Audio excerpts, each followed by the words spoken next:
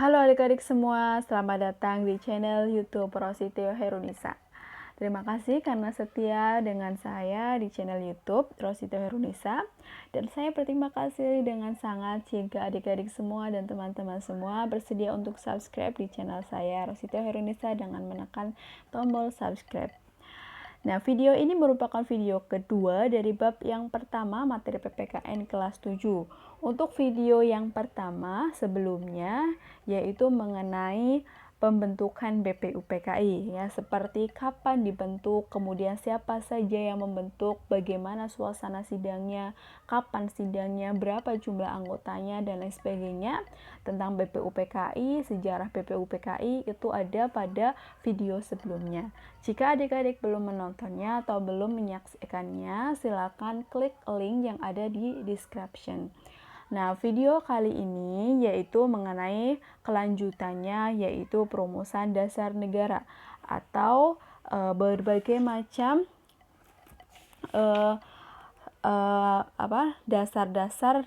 dasar negara yang dikemukakan oleh beberapa tokoh pendiri bangsa.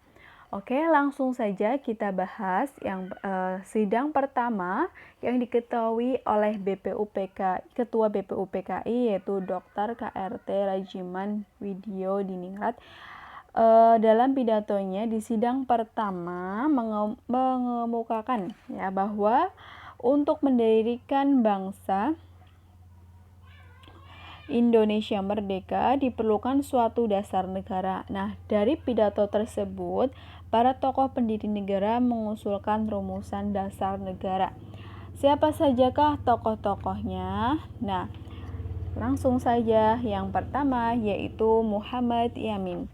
Nah, Muhammad Yamin mengemukakan atau menyampaikan pidatonya dalam sidang pertama pada tanggal 29 Mei 1945. Kemudian yang kedua yaitu Supomo. Nah, Supomo menyampaikan pidatonya pada tanggal 31 Mei 1945. Kemudian yang ketiga yaitu Insinyur Soekarno menyampaikan pidatonya pada tanggal 1 Juni 1945. Nah, yang pertama kita bahas dari usulan yang pertama yaitu Muhammad Yamin. Nah, Muhammad Yamin itu mengusulkan secara lisan 5 dasar negara Indonesia, yaitu peri kebangsaan, peri kemanusiaan, peri ketuhanan, peri kerakyatan, dan kesejahteraan sosial. Nah, ini disampaikan secara lisan dalam pidatonya pada tanggal 29 Mei ya. Nah, tetapi pada kenyataannya beliau Muhammad Yamin itu menyampaikan konsep mengenai dasar negara Indonesia secara tertulis berbeda dengan isi pidatonya. Nah, seperti apa? Nah, berikut ini asas dan dasar Indonesia Merdeka secara tertulis yang menurut Muhammad Yamin adalah pertama, ketuhanan yang Maha Esa, 2. Kebangsaan Persatuan Indonesia, 3. Rasa kemanusiaan yang adil dan beradab, 4. Kerakyatan yang dipimpin oleh hikmat kebijaksanaan dalam permusyawaratan perwakilan, 5. Keadilan bagi seluruh rakyat Indonesia. Nah, kemudian yang kedua yaitu Supomo menyampaikan pidatonya tentang dasar negara. Apa saja? Nah, dasar negara Indonesia menurut Supomo adalah sebagai berikut. 1. Persatuan, 2. Kekeluargaan, 3. Keseimbangan lahir dan batin, 4. Musyawarah, 5. Keadilan rakyat. Nah, jadi kita sudah tahu ya usulan dari dua tokoh. Yang pertama tadi Muhammad Yamin, sudah tahu ya. Kemudian sekarang Supomo, dan yang ketiga yaitu dari Insinyur Soekarno. Apa itu usulan dari Insinyur Soekarno? Nah, usulannya itu berbentuk filosofis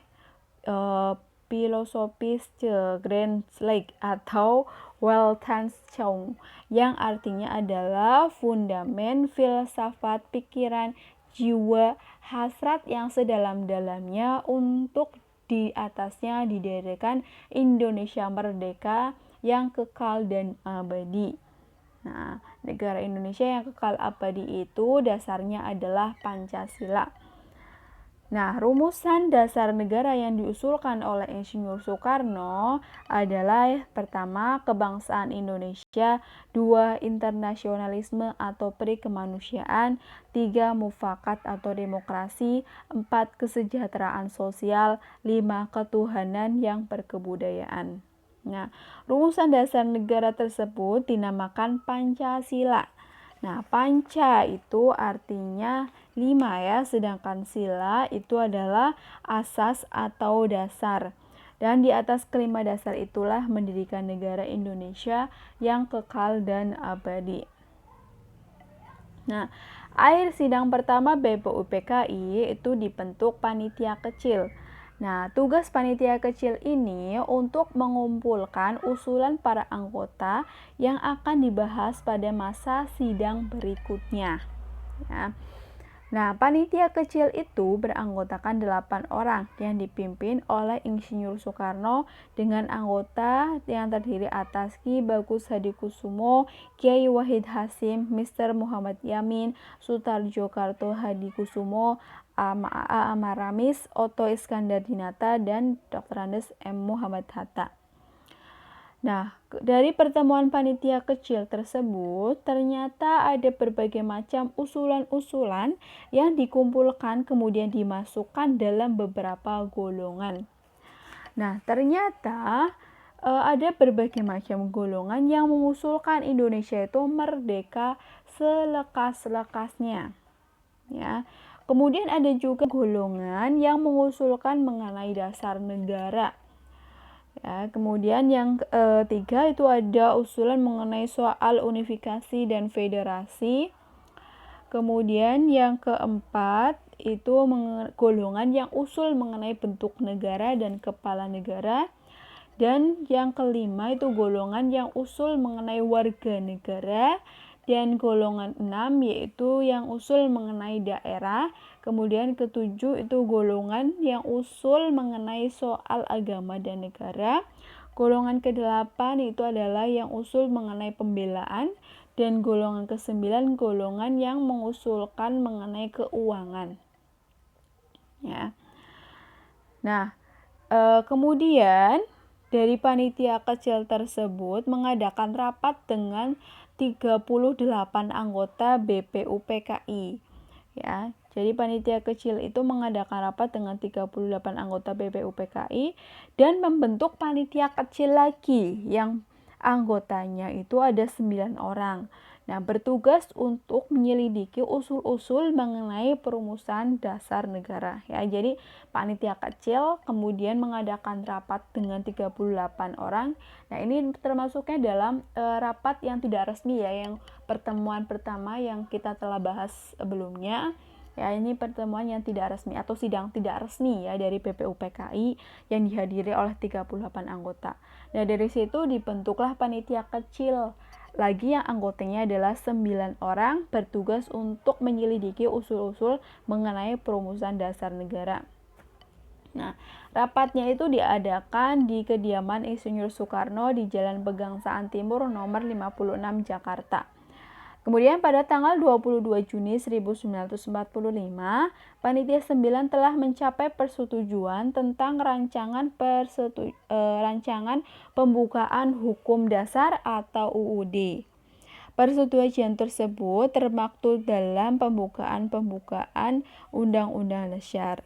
Nah, pembukaan hukum dasar tersebut dinamakan Muqaddimah oleh Insinyur Soekarno, kemudian Piagam Jakarta oleh Muhammad Yamin, dan Gentleman's Agreement oleh Sukiman. Ya. Nah, kemudian Piagam Jakarta atau Muqaddimah tersebut kemudian dibawa ke sidang BPUPKI pada tanggal 10 hingga 17 Juli 1945. Nah, pada tanggal 14 Juli 1945 Muqaddimah disepakati oleh BPUPKI. Ya. Pada Muqaddimah atau Piagam Jakarta tersebut, alinea keempat naskah Piagam Jakarta terdapat rumusan dasar negara. Yang pertama, ketuhanan dengan kewajiban menjalankan syariat Islam bagi pemeluk-pemeluknya. Kedua, kemanusiaan yang adil dan beradab. 3. Persatuan Indonesia. 4. Kerakyatan yang dipimpin oleh hikmat kebijaksanaan dalam permusyawaratan perwakilan. 5. Keadilan sosial bagi seluruh rakyat Indonesia. Kemudian pada tanggal 18 Agustus 1945 dalam sidang PPKI Rumusan Dasar Negara pada Piagam Jakarta mengalami perubahan. Nah, sila pertama itu diubah menjadi ketuhanan yang Maha Esa. Ya. Oke, demikianlah mengenai perumusan dasar negara. Sampai bertemu di pertemuan selanjutnya, yaitu mengenai penetapan Pancasila sebagai dasar negara. Jika ada yang mau ditanyakan atau mau ditambahkan, barangkali ada kritik dan saran, bisa dituliskan di kolom komentar. Ya. Terima kasih sekali lagi jika adik-adik semua dan teman-teman bersedia untuk like, share, dan subscribe channel saya, dan video ini bisa share ke teman-teman yang lain. Oke, saya ucapkan terima kasih.